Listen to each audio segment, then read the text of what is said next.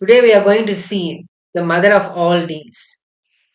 In 1948, the European ships landed in India to take our wealth. They needed our spices, our textiles, and our resources to build their empire for 500 years. The dynamic was simple. Europe commanded and India followed. But today, in January 2026, the ships are sailing in the opposite direction. This week, on Jan 26th, on Republic Day, two of the most powerful people in Europe are landing in New Delhi, not to conquer, but to ask for a lifeline. That is Ursula von der Leyen. She is President of European Commission, and Antonia Costa, the President of European Council, are here to sign what they call the mother of all deals.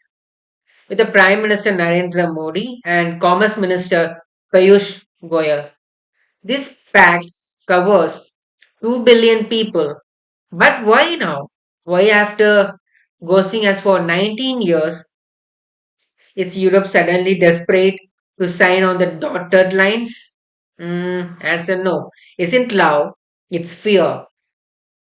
In the next 15 minutes, I'm going to tell you how a tariff war in America and a green gate in Europe just changed the destiny of millions of Indian workers forever.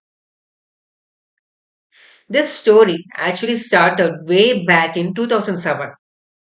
India and the EU tried to launch this deal, but it failed miserably. It sat in a freezer for 16 years. Why? Because three very specific fight: alcohol, cows, and attitude. The first one, the Scotch and car fight. The Europe wanted to sell us their Mercedes cars and Scotch whiskey tax free. India said no because that would crush our local industries. The second reason, the Holy Cow fight. Europe wanted to flood India with their cheese and dairy. But in India, dairy supports millions of poor farmers. We drew a red line. We will not sacrifice our farmers for your cheese. And third reason, attitude. Back then, Europe acted like a strict school teacher. They tried to force their labor laws on us. India simply walked away in 2013. For a decade, nobody spoke. The deal was dead. So what brought it back to life now? Here comes the interesting thing. The force, who pushed the button? Who is that force? What happened? Why this happened? Let's see. We cannot simply say there is only one reason behind it. There are such multiple of reasons behind that. Let's see step by step. Did Europe suddenly stop caring about cars or cows or their demands? No, they got scared. Three massive, three massive external forces forced Ursula von der Leyen to fly to Delhi. Force number one, the unreliable friend, which is US Tariff War. With President Trump back in powers, the US has launched a full-scale tariff war. He was launching tariff war on every country, but he crossed his line on Europe. Just this month, we have seen threats of 20% of tax on Europe goods. Europe realized their big brother, America, is attacking their wallet. They need a new customer fast. The second force, which is the dragon's chokehold, which is none other than China. For 20 years, Europe relied on China, but now they realize that relying on China is like building a house on a volcano. They need a China plus one, a massive, a stable democracy. That is only one option, which is Bharat, and that is our India.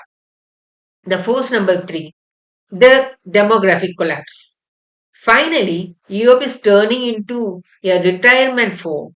A German car company knows that a 25 years old Indian is a future customer, not a 60 years old European. They need our youth to keep their factories running. Now, the deal and the green gate. This is the chapter 3. Here is another twist. Let's go and see what is that. So PM Modi and Ursula von der Leyen are signing the papers. But this deal has a futuristic twist. It turns India into Europe's green gas station. Come on, let's see. The energy play. Germany doesn't have enough sun to run its factories on clean energy. Through this deal, they want to buy green hydrogen produced in the sunny deserts of Rajasthan and Gujarat. They are literally buying our sunlight. The hidden trap, CBAM, the Green's Gate. But here is the catch. The deal includes a green gate called CBAM. Europe says if your factory pollutes, you pay a tax. This forces Indian steel and cement companies to modernize immediately. It's a challenge, but if we pass through this gate, we beat China. Now, let's come and see who is going to win. The beneficiaries. Who actually win this deal? Mm, let's see. The textile industry. The biggest winner. Right now, a shirt made in Bangladesh is cheaper in Europe than an Indian shirt because they pay 0% tax. While we pay 9 to 10%, this deal removes the tax. So, who wins? This means potentially millions of new jobs in textile hubs like Tirupur, which is in Tamil Nadu, and Surat, that is in Gujarat, and I think last but not least, Ludhiana, which is in Punjab.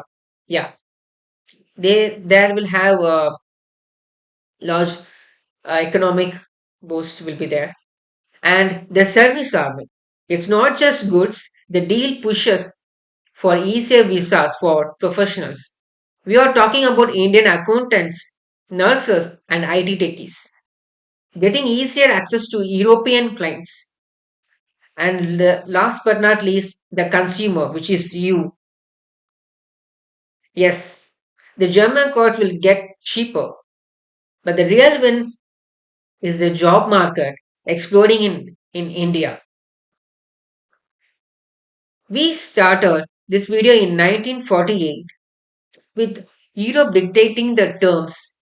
We end it in 2026 with Ursula von der Leyen and Antonia Costa standing as a guest at our Republic Day parade, signing a deal of equals.